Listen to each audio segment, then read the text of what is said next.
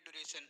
लेकिन अब इंग्लिश में हम क्या करेंगे, इंग्लिश और हिंदी में सब्जेक्ट के नीचे हम एक पॉइंट डालेंगे सब सब्जेक्ट या उप विषय। यहाँ पर आपका हो जाएगा प्रोज, पोइट्री, ग्रामर, कंपोजिशन, जो भी होगा। लेकिन आज हम बात करते हैं प्रोज की, ठीक है। तो यहाँ पे हम डालेंगे सब सब्जेक्ट प्रोज, उसके नीचे डालेंगे टॉपिक, जो हम टॉपिक हमको टीच करना होगा, ठीक है। अब हम आगे बढ़ेंगे, जनरल ऑब्जेक्टिव्स आ जाएंगे आपके। अब इंग्लिश प्रोज के जनरल ऑब्जेक्टिव्स अलग होंगे, पोएट्री के अलग होंगे, ग्रामर के अलग होंगे, कंपोजिशन के अलग होंगे, ठीक है। तो अब हम बात करते हैं इंग्लिश प्रोज के जनरल ऑब्जेक्टिव्स की, ठीक है। अंग्रेजी के सामान्य उद्देश्य क्या होंगे? To enable the students to read English passage loudly with correct pronunciation, stress, intonation, pause and articulation of voice. Second आपका जनरल ऑब्जेक्टिव होगा to enable them to enjoy reading and writing. Third होगा आपका to enable them to understand the passage by silent reading. चौथा आपका होगा to enable them to express ideas of the passage orally and in the writing. Next आपका होगा to enable them to get knowledge in the lesson. इसके बाद हम बात करेंगे आगे स्पेसिफिक ऑब्जेक्टिव्स की या विशिष्ट उद्देश्य की। तो यहाँ पर आपके वही तीन होंगे, नॉलेज, अंडरस्टैंडिंग और एप्लीकेशन। अब यहाँ पर आप स्पेसिफिक ऑब्जेक्टिव में जब बात करते हैं हम डायमेंशन की, नॉलेज की, ये ज्ञानात्मक उद्देश्य, तो क्या रहेगा? पहला, students will be able to recall about the lesson the big money lender. दूसरा रहेगा इसी का आपका, students will be able to recognize different words and their meaning along with their spellings. ये जनरल ऑब्जेक्टिव्स हो गए, आप स्पेसिफिक ऑब्जेक्टिव्स हो गए आपके नॉलेज डायमेंशन के। नेक्स्ट डायमेंशन रहेगा आपका अंडरस्टैंडिंग या बोधात्मक उद्देश्य। अब इसमें आपका पहला ऑब्जेक्टिव फ्रेम होगा, the students will be able to create the keywords, phrase and sentences in the passage. Second इन्होंने बनाया है, students will be able to differentiate between the factors in the classroom. अब हम आगे बढ़ेंगे, नेक्स्ट में आपका आएगा एप्लीकेशन, इसको हम हिंदी में बोलते हैं अनुप्रयोगात्मक उद्देश्य। तो यहाँ पे आपका बनेगा the students will be able to present only relevant ideas. Second आपका रहेगा students will be able to answer the questions will be asked. अब हम बात करते हैं नेक्स्ट पॉइंट, टीचिंग एड्स की। तो यहाँ पर जो हम टीचिंग एड्स बनाते हैं, फ्लैश कार्ड आपके हो जाएंगे और चार्ट मॉडल जो हम यूज करेंगे वो चार्ट मॉडल यहाँ पर आ जाएगा। फ्लैश कार्ड क्या होते हैं, जैसे अब आप इंग्लिश की टीचिंग करते हैं या हिंदी की टीचिंग करते हैं तो आपके पैराग्राफ में कुछ डिफिकल्ट वर्ड आते हैं, तो उन डिफिकल्ट वर्ड को हम फ्लैश कार्ड पे लिखेंगे और स्टूडेंट से प्रोनाउंस कराएंगे। तो जो हम फ्लैश कार्ड बनाएंगे हमको ध्यान रखना है कि फ्लैश कार्ड हमारी इफेक्टिव हों, स्टूडेंट्स उनकी तरफ अट्रैक्ट हों और जो उनका फॉन्ट साइज होगा वो अकॉर्डिंग टू क्लासरूम होगा, ठीक है।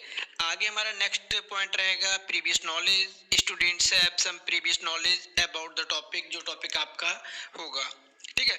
अब हम बात कर लेते हैं इंट्रोडक्टरी क्वेश्चन के, प्रस्तावना प्रश्न की। तो यहाँ पे क्या होगा, आप लोग बच्चों के प्रीवियस नॉलेज के बेस पर कुछ क्वेश्चन फ्रेम करेंगे, उनके आंसर आपको बच्चों से लेना है। Pupil teacher will ask the question to the students based on their previous knowledge. ये लिखना नहीं है आपको, बस ये समझने के लिए यहाँ पर लिखा हुआ है। अब यहाँ पर आपका आ जाएगा पीपल टीचर एक्टिविटीज और स्टूडेंट्स एक्टिविटीज। तो पहला क्वेश्चन हो गया आपका, what are the things that we use our daily life. तो स्टूडेंट्स आपके आंसर देंगे, we use fridge, food, cooler, fan etcetera. तो यहाँ पे बच्चे आंसर देंगे जो आपके प्रोबेबल आंसर होते हैं, यहाँ पर बच्चे और आंसर भी दे सकते हैं। अगला क्वेश्चन आपका हो जाएगा, what do we want to buy all the things. Student answer दे देंगे यहाँ पर आपके मनी, ठीक है। फिर उसके बाद आप आगे नेक्स्ट क्वेश्चन पे जाएंगे, who used to keep our money in earlier time. तो यहाँ पर आपका आंसर हो जाता है मनी लेंडर। बच्चे आपका आंसर देंगे मनी लेंडर, ठीक है। तो इसके बाद आप बच्चों से प्रॉब्लमेटिक क्वेश्चन करेंगे, do you know the name of any money lender. Students अगर आपके बता भी देते हैं तब भी उनको हम मोटिवेट करके रीइंफोर्समेंट करके बैठा देंगे। इस वाले प्रश्न पर हम यहाँ पर क्या करेंगे, ये प्रॉब्लमेटिक क्वेश्चन आपका हो जाएगा। यहाँ पर हम लिख देंगे प्रॉब्लमेटिक क्वेश्चन, ठीक है। हम आगे बढ़ते हैं फिर। अब यहाँ पर आ जाएगा आपका स्टेटमेंट ऑफ एम। यहाँ पे लिखा है एम ऑफ स्टेटमेंट, लेकिन आपको यहाँ पे लिखना है स्टेटमेंट ऑफ एम, उद्देश्य कथन, ठीक है। तो यहाँ पे क्या हो जाएगा, dear students today we shall study about the topic the big money lender, ठीक है। और लेसन प्लान में होता है आपका टॉपिक निकल के आएगा तभी आपको ब्लैक बोर्ड पर टाइप टॉपिक नोट करना है, उससे पहले हम ब्लैक बोर्ड पर टॉपिक नोट नहीं करते, ठीक है। अब यहाँ से आपका स्टार्ट हो जाता है प्रेजेंटेशन, ठीक है। अब प्रेजेंटेशन में जो और प्लान थे आपके साइंस के, सिविक्स के, ज्योग्राफी के, उनमें फॉर्मेट अलग था, इसमें फॉर्मेट आपका अलग होगा, तो ध्यान दीजिएगा। प्रेजेंटेशन की बात करते हैं। यहाँ पर आपका पहला पॉइंट टीचिंग पॉइंट, दूसरा पीपल टीचर एक्टिविटी, तीसरा कॉलम आपका स्टूडेंट्स एक्टिविटी, चौथा आपका मेथड एंड टेक्निक्स हो जाएंगे, और लास्ट आपका ब्लैक बोर्ड राइटिंग वर्क। अब हम जो आपका इंग्लिश रीडिंग में पहला टीचिंग पॉइंट होगा उसको हम बोलते हैं मॉडल रीडिंग। यहाँ पर मॉडल रीडिंग में क्या है, आपको स्टूडेंट्स के सामने पैराग्राफ बुक जो टॉपिक पढ़ाना है उसको रीड करना होता है अलाउडली, बहुत तेजी से हम यहाँ पर प्रोनाउंस करते हैं, क्लास के सामने रीड करते हैं, जिससे कि पूरी क्लास को एक साथ आपकी आवाज़ स्पष्ट रूप से सुनाई दे। और जो ये ब्लू कलर का यहाँ पर जो चार्ट लगा है, इसमें आपको क्या करना है, जो पैराग्राफ आपको पढ़ाना है, जो कंटेंट आपको पढ़ाना है, उसको इस चार्ट पर हम लिखते हैं, पेन से पूरे पैराग्राफ को लिखते हैं। उसके बाद पीपल टीचर एक्टिविटीज़ में हम इसको यहाँ पर पेस्ट कर देते हैं, ठीक है। इसमें क्या होगा, आपको राइट द,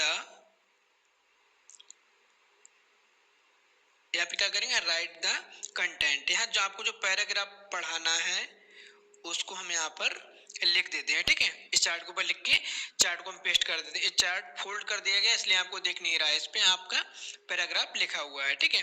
तो अब जो आपका पहला पॉइंट है मॉडल रीडिंग, मॉडल रीडिंग में क्या है, आपको स्टूडेंट्स के सामने पैराग्राफ को पढ़ना है और स्टूडेंट्स क्या करेंगे, आपके पढ़ाए हुए पैराग्राफ को सुनेंगे और अपनी किताब में देखेंगे। तो यहाँ पर जो मेथड होता है वो मेथड हो जाता है यहाँ पर टेक्स्ट बुक मेथड, ठीक है।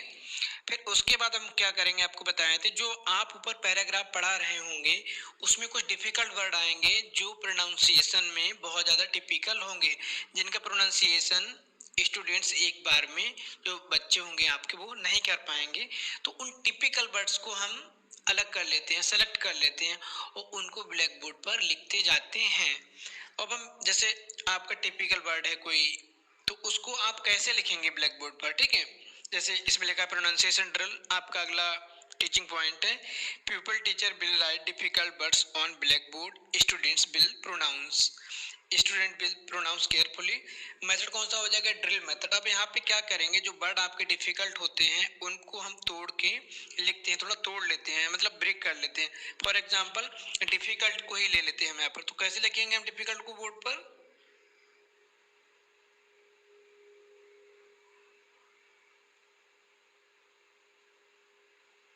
टू पार्ट में हमने यहाँ पर वर्ड को डिवाइड कर लिया, तो यहाँ पर हम डिवाइड कर लेते हैं वर्ड्स को, ठीक है। या कोई भी वर्ड है, जैसे आपका यहाँ पर हम ले लेते हैं अंडरस्टैंडिंग, तो कैसे लिखेंगे हम,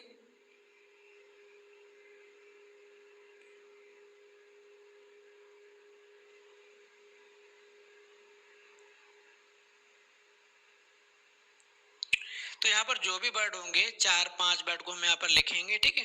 एक लाइन से लिखेंगे और उनको ब्लैक बोर्ड पर लिखते जाएंगे, हम प्रोनाउंस कराएंगे उनको, ठीक। इसके बाद क्या होगा, पहले मॉडल रीडिंग हो गई आपके, ओके। आपका प्रोनाउंसिएशन ड्रिल हो गया। प्रोनाउंसिएशन ड्रिल का मतलब जो डिफिकल्ट वर्ड्स आए हैं आपके पैराग्राफ में उनको हम बच्चों से क्लास में रिवाइज कराएंगे, बच्चे उनको दोबारा रिपीट करेंगे। आप पॉइंटर की सहायता से एक बार वर्ड्स को बोलेंगे, फॉर एग्जांपल डिफिकल्ट, तो बच्चे आपका डिफिकल्ट आपके साथ दोहराएंगे, ठीक है। उसके बाद इमिटेशन रीडिंग आ जाएगी, इसको हम हिंदी में बोलते हैं अनुकरण वाचन।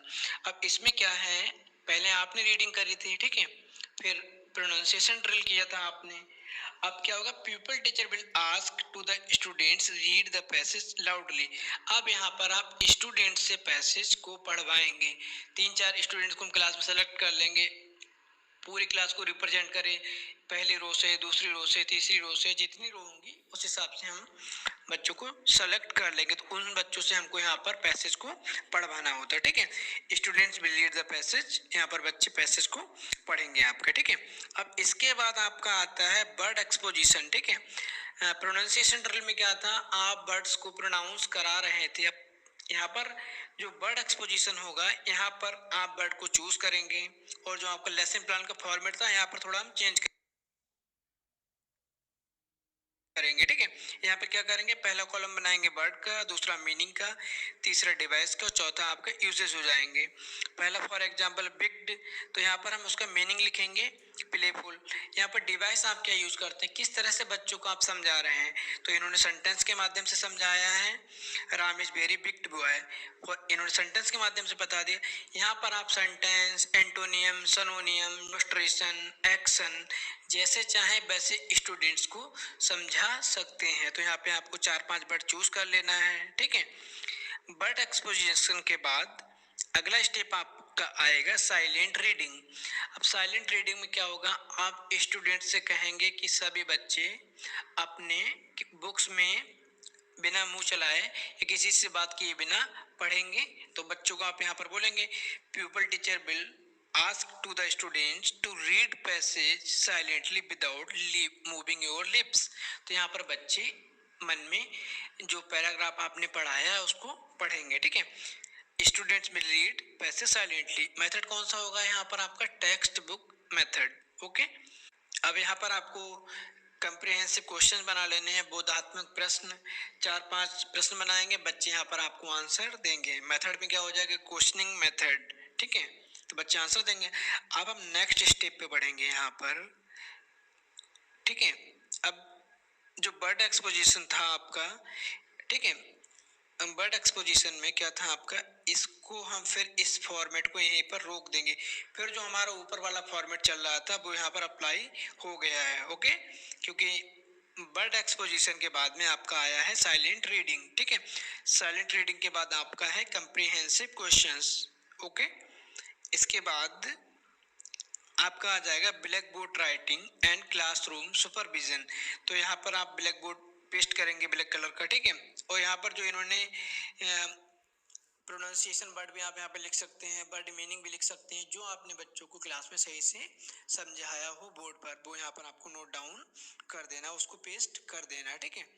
इसके बाद भाई black board writing classroom supervision में the pupil teacher will ask the students to note down the above black board summary and will supervise their work.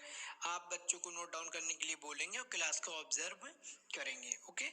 इसके बाद नेक्स्ट पॉइंट आपका आएगा रिकैपिचुलेटरी क्वेश्चंस। तो यहाँ पर हम बताएं आपको true false, matching word, fill in the blanks, question answer, जो फॉर्मेट आपको अप्रोप्रिएट लगे स्टूडेंट्स के अकॉर्डिंग वो यहाँ पर आपको फ्रेम कर लेना है, ओके। इसके बाद लास्ट में आपका आता है होमवर्क, होम असाइनमेंट। यहाँ पर आप स्टूडेंट्स को होमवर्क देंगे। यहाँ पर आप किसी भी टाइप का होमवर्क स्टूडेंट्स को दे सकते हैं उनके लेवल के अकॉर्डिंग।